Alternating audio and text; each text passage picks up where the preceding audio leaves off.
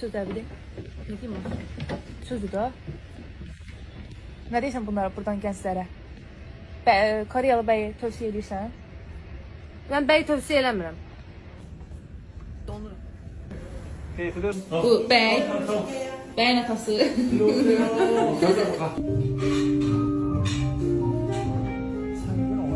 Kanallar burada çıxış eləyəcək, salam verəcəklər, sonra burada oturacaqlar.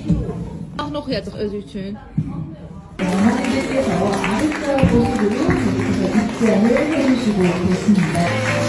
네, 어머니께서는 사진꾼들을 향해 서주시기 바랍니다. 네, 오늘 네, 여러분 박수 부탁드리겠습니다. 사랑을 우리 불러도 모든 일이 추억이 될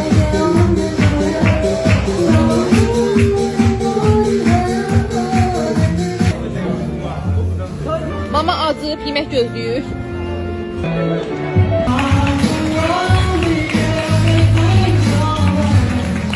Başqa qapanış olaraqsa ürək sözləri bir də.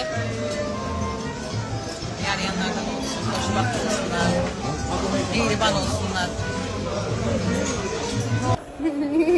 Ördəklərimiz çəkirlər.